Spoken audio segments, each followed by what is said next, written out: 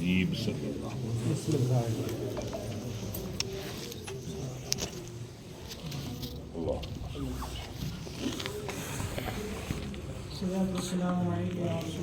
صلی اللہ تعالیٰ علیہ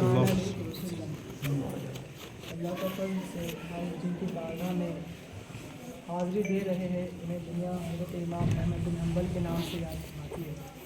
حضرت امام احمد بن حنبل رضی اللہ تعالیٰ یہ چوتھے مسلک کے امام ہیں۔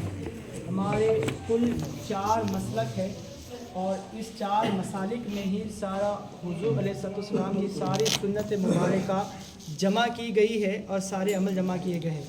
اس میں سے جو چوتھے امام ہیں حضرت امام احمد بن حنبل رضی اللہ تعالیٰ عنہ، جن کی اس بارگاہ میں ہم جو ہے تو حاضر ہیں۔ حضرت امام احمد بن حنبل جو ہے بغداد کے امام ہیں۔ دیکھیے چاروں امام جو ہے وہ چاروں امام الگ الگ مخالف جگہ کے ہیں۔ امام اعظم ابو حنیفہ رضی اللہ تعالیٰ عنہ کوفے کے امام تھے، وہ کوفے میں تھے۔ امام مالک رضی اللہ تعالیٰ عنہ، حضرت امام مالک رضی اللہ تعالیٰ عنہ مدینے کے امام تھے، مدینے میں آپ اس وقت موجود تھے۔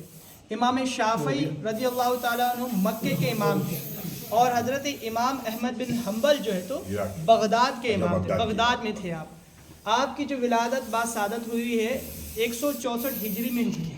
164 ہجری میں آپ جو ہے تو آپ کی ولادت ہوئی۔ آپ کا قوت حافظہ بہت زیادہ تھا، اور انہوں نے اتنا بڑا کرم کیا ہے امت مسلمہ پر، اتنا بڑا کرم کیا ہے کہ سرکار علیہ السلام کی بارگاہ میں بڑے مقبول ہوئے ہیں۔ آپ ان کی مقبولیت کا اس بات سے اندازہ لگائے کہ آپ کے مسالک میں بڑے بڑے اکابرین اولیاء اکرام جو ہے تو آپ کے مسلک میں اس بات پر فخر کرتے ہیں کہ ہم حضرت احمد بن حنبل رضی اللہ تعالیٰ کے مسلک کو فالو کرتے ہیں۔ آپ دیکھیں، آپ اس بات سے اندازہ لگا کہ حضرت غوث پاک جیسی شخصیت آپ کی تقلید میں ہے، آپ کی تقلید کرتے ہیں۔ آپ دیکھیں یہ کتنا بڑا آپ کا مقام ہے حضرت احمد بن حنبل رضی اللہ تعالیٰ عنہ کا۔ اب لیکن اتنی بڑی مقام حضرت بشر حافی رضی اللہ تعالیٰ عنہ آپ کی ہی کے وقت میں ہے، انشاءاللہ کل ہماری وہاں بھی حاضری ہوگی۔ حضرت بشر حافی رضی اللہ تعالیٰ عنہ، حضرت امام احمد بن حنبل، یہ دونوں ایک ہی وقت کے، لیکن حضرت امام احمد بن حنبل ہمیشہ کہا کرتے تھے کہ یہ امام جس رب کو جانتا ہے، مانتا ہے، ہم پڑھتے ہیں نا لا الہ الا اللہ، تو بشر وہ ہے اس رب کو جانتا ہے۔ اور تم اگر تصوف کی اگر تم وہ باتیں سننا چاہتے ہو تو بشر حافی کی محفلوں میں اٹینڈ کیا کرو، ان کے بارگاہ میں، ان کا بہت بڑا مقام ہے۔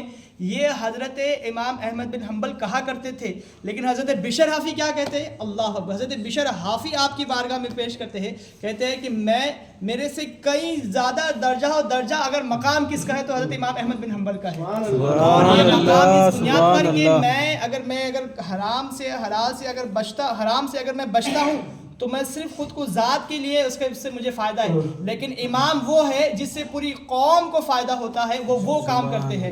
آپ جانتے ہو جب خلیفہ منصور معتصم باللہ نے آپ کو جو ہے تو اپنے دربار میں بلایا، اس وقت بہت بڑا فتنہ تھا، اور وہ فتنہ اتنا وسیع ہو گیا تھا کہ اس میں وہ فتنہ یہ تھا کہ قرآن کو مخلوق مان لیا جائے۔ قرآن کو مخلوق اگر مان لیا جائے تو مخلوق کو فنا بھی ہے اور قرآن ختم نہیں ہو سکتا۔ تو اس طریقے سے یہ نظریات فلسفی کا جو ہم نے سنا تھا، یہ فلسفیوں کا جو بہت بڑا عروج ہو گیا تھا امام غزالی کے دور میں، یہ وہی فلسفیوں کا نظریہ تھا کہ جو قرآن مقدس کو مخلوق مان لیا جائے۔ تو معتصم باللہ جو تھا وہ وہی تھا، اس نے جو ہے تو اس طریقے سے مخلوق کے لیے کہا، آپ نے اسے نہیں انکار کیا۔ اس نتیجتاً یہ ہوا کہ آپ کو اتنے شدید طریقے سے آپ پر زد و کوب کیا گیا کہ آپ کو دربار میں بلایا گیا۔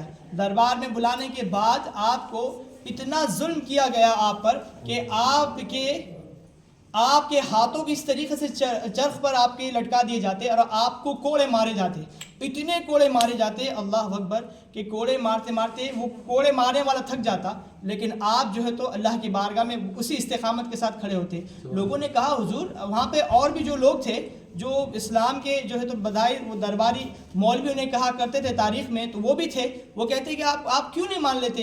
اسلام اس بات کی اجازت دیتا کہ اگر جان پر بنی آئے تو آپ مان لیجئے، اس میں کوئی نقصان نہیں۔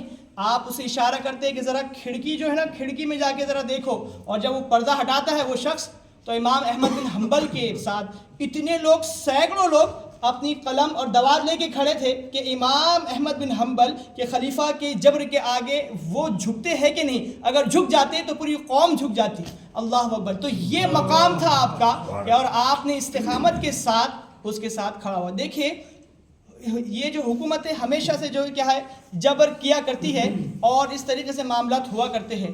آج بھی ہمارے ائمہ چاہے مفتی سلمان اظہری صاحب ہو یا عثمان غنی صاحب ہو, اگر ان پر بھی ظلم کیا جا رہا ہے نا تو یہ ہمارے ائمہ کی سنت ہے جو اس پر وہ عمل کر رہے ہیں. اس سے ڈرنے اور گھبرانے والی بات نہیں. یہ ہمیشہ سے جو حق پہ کھڑا ہوا ہے اس کے ساتھ ظلم ہوا ہی ہے. بہرکیف اللہ رب العزت ہمیں ہماری حاضری کو قبول فرمائے, بارگاہ میں ہمیں بار بار ادب کے ساتھ حاضری کی توفیق عطا فرمائے اور ہمارے نسلوں کو اور ہمیں ان کی غلامی میں